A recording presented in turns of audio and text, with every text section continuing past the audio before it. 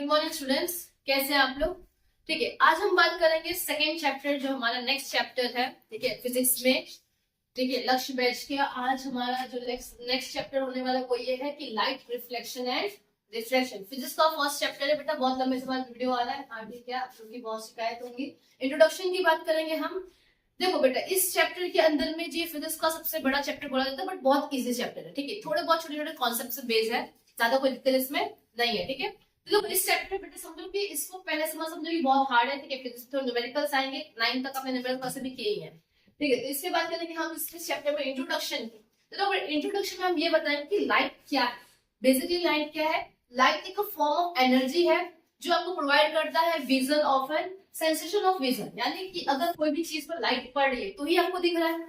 यानी लाइट क्या है? एनर्जी है जो आपको सेंसेशन देता है देखने का। ठीक है, यानी कि आपको बताता है, आपको एबल बनाता है कि कोई चीज आप देख सको। तो लाइट क्या एक एनर्जी है। क्लियर। सेकेंड चीज, जैसे कि अभी फॉर एग्जाम्पल कुछ कॉमन फिनोमिना आपके यहाँ देखते हो लाइट का, जैसे कि इमेज जो आपके मिरर पे फॉर्म होता है, आप शीशे में अपने आप को देखते हो, या आसमान में जो तारे चमक रहे, ट्विंकलिंग ऑफ स्टार, या फिर आप रेनबो के कलर्स देखे होंगे आपने। ठीक है, तो ये बहुत सारे अलग अलग फिनोमिना जो डेली लाइफ में हो रहे हैं ड्यू टू लाइट। ओके, बात समझ में आ गई। तो लाइट का इसमें इफेक्ट है। इंट्रोडक्शन में ये होगी प्रॉपर्टी ऑफ लाइट की अगर हम बात करेंगे बेटा, लाइट की प्रॉपर्टी है जैसे कि हमारा इलेक्ट्रोमैग्नेटिक जो वेव है। ओके, नेक्स्ट हमारा क्या है? हमारा है लाइट का प्रॉपर्टी। तो लाइट की अगर प्रॉपर्टी की बात करेंगे तो पहली बात, सबसे पहली जो हमारी होने वाली है प्रॉपर्टी में, कि वो ये होने वाली है लाइट की प्रॉपर्टीज के अंदर में कि इलेक्ट्रोमैग्नेटिक वेव्स को कोई भी मीडियम नहीं चाहिए। यानी कि हमने पहले भी 9th में पढ़ा है, जब आपने वेव्स का चैप्टर पढ़ा था उसमें हमने क्या पढ़ा था? इलेक्ट्रोमैग्नेटिक वेव्स को कोई भी मीडियम नहीं चाहिए ट्रेवल करने के लिए। Right, it does not need any medium, no medium is needed. Okay, कोई भी मीडियम रिक्वायर्ड नहीं है, ये इंडिपेंडेंट होता है, ये अपने आप ट्रेवल कर सकता है। जैसे कि हमें पता है कि लाइट को एक मीडियम चाहिए ट्रेवल करने का, राइट। तो उसी तरीके से इलेक्ट्रोमैग्नेटिक वेव को कोई वो मीडियम नहीं चाहिए। लाइट की टेंडेंसी है कि लाइट कैसे ट्रेवल करता है? स्ट्रेट लाइन में। लाइट की टेंडेंसी क्या है कि light always travel in straight line. कैसे लाइन में ट्रेवल करेगा? एक स्ट्रेट लाइन में लाइट हमेशा ट्रेवल करता है। क्लियर। सेकेंड, हमारा जो लाइट का अगला प्रॉपर्टी है वो ये है कि जो लाइट हमारा है बेसिकली कोई भी वैक्यूम में उसको क्या चाहिए? लाइट हमारा देखो 3 तरीके का होता है। एक होता है रिफ्लेक्शन, रिफ्रैक्शन और एब्जॉर्प्शन। ओके, बात समझ में आ गई। ठीक है, लाइट की उसके बाद में लाइट क्या फॉर्म करता है? शेडो। जैसे मैं यहाँ खड़ी हूँ तो अगर मुझ पर लाइट पड़ रही है तो मेरा क्या बनेगा? शेडो फॉर्म होगा। कोई अगर ऑब्जेक्ट है, जैसे कि ये ऑब्जेक्ट यहाँ पे मैंने रखा है, राइट, ये देखो ये ऑब्जेक्ट पे लाइट पड़ रहा है तो इसका मार्कर क्या दिख रहा है आपको? ये शेडो दिख रहा है। तो लाइट क्या कास्ट करता है? Light cast a shadow. Light cast shadow. Light के पास क्या होता है? शेडो। लाइट एक शेडो फॉर्मेशन करता है। Light cast shadow. ओके, बात समझ में आ गई। ओके, नेक्स्ट ईयर शेडो के बाद की बात करेंगे अगर हम नेक्स्ट। ओके, नेक्स्ट उसके बाद में लाइट को सबसे ज्यादा स्पीड कहाँ मिलती है? वैक्यूम में। Light travels a maximum speed in a vacuum. यानी कि लाइट की जो सबसे ज्यादा स्पीड होती है वो किसमें होती है? वैक्यूम में। कितनी होती है वो? 3 × 10⁸ मीटर पर सेकेंड। ठीक है, बात समझ में आई। ये लाइट की क्या है? स्पीड। ये स्पीड ऑफ लाइट है इन वैक्यूम। Okay, understood.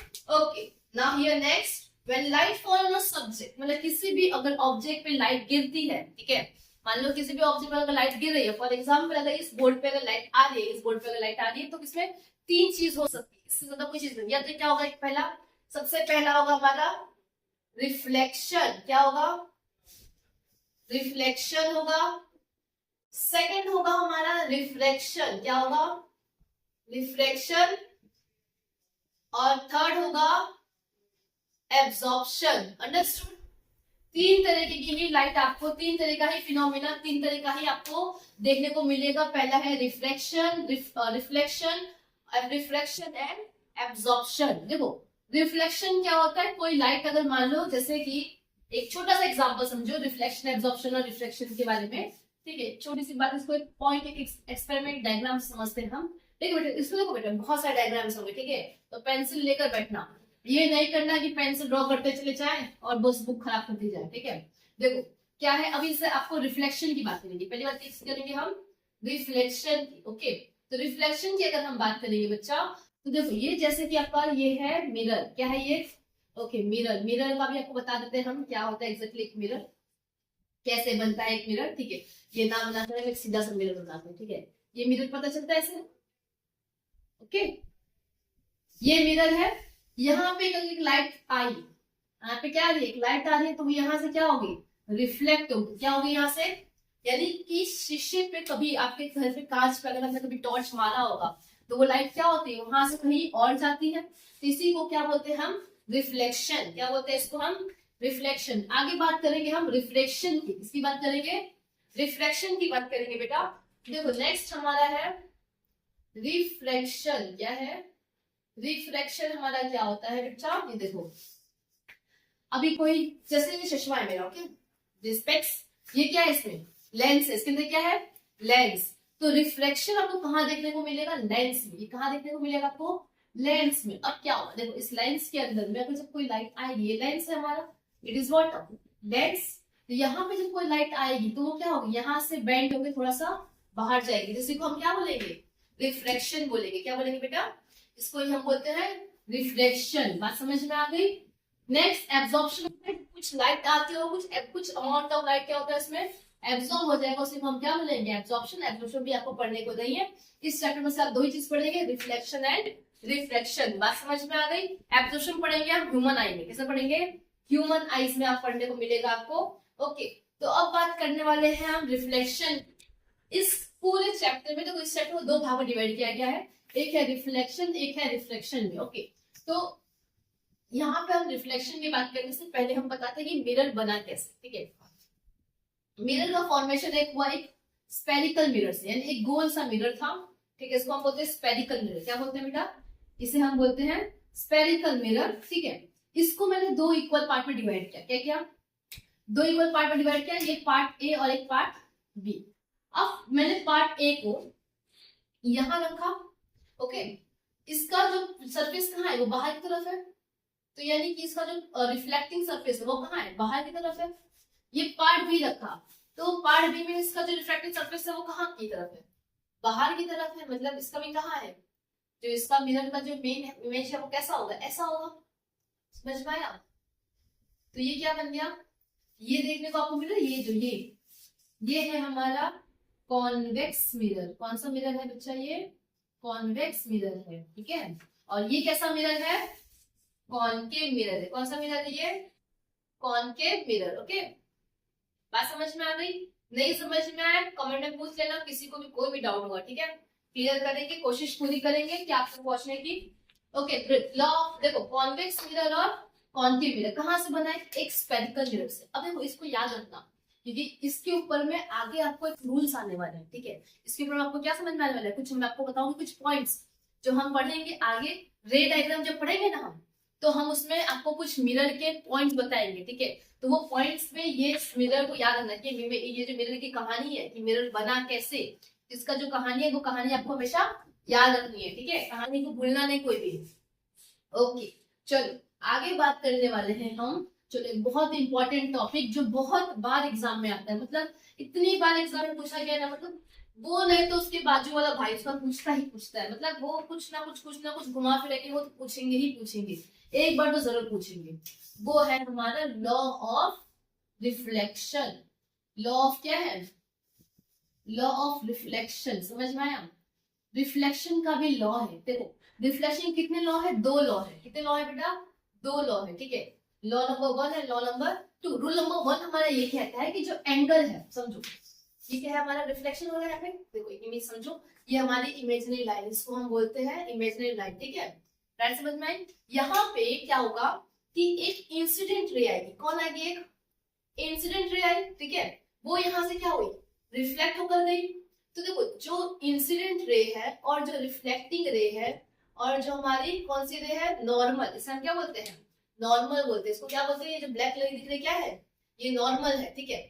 तो एक पहला लॉ क्या कहता है कि इंसिडेंट रे, नॉर्मल रे एंड रिफ्लेक्टिंग रे तीनों सेम प्लेन में लाई करता है। तो लॉ नंबर 1 क्या है कि incident ray, reflecting ray all lies in same plane, okay. तो क्या कहला, इंसिडेंट रे,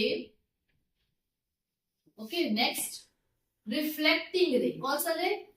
रिफ्लेक्टिंग रे and normal all lies in same plane and normal line all lies in same plane, यानी कि एक ही प्लेन में है, एक ही प्लेन में है, या फिर बोल सकते एक ही मीडियम में है। बात समझ में आया?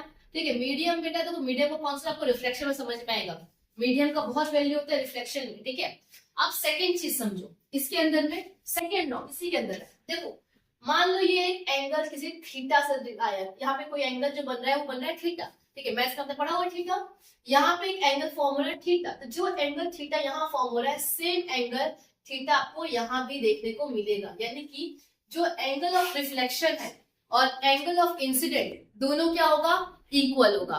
तो सेकेंड लॉ ये है कि जो एंगल ऑफ इंसिडेंट यानी theta angle of incident is equal to angle of reflection. ठीक है, law number second, rule number second. देखो लॉ ऑफ रिफ्लेक्शन के दो रूल है, पहला incident ray, reflecting ray, normal ray all lies in same plane. Second rule angle of incident is equal to angle of reflection. देखो इसमें छोटा सा question बनता है 1 मार्क्स का एमसीक्यू का। देखो क्वेश्चन क्या होता है बेटा कि आपको दे देगा इंसिडेंट रे, फॉर एग्जांपल एक इमेज फॉर्म हो रही है, ठीक है, एक एंगल बन रहा है, एंगल ऑफ इंसिडेंट आपको दे दिया है, एंगल ऑफ इंसिडेंट आपको दिया हुआ है 30 डिग्री। क्या दिया हुआ है इंसिडेंट? 30 डिग्री है। ठीक है, क्वेश्चन पूछेगा what is angle of reflection, what is angle of reflection. ठीक है, बात समझ में आ गई?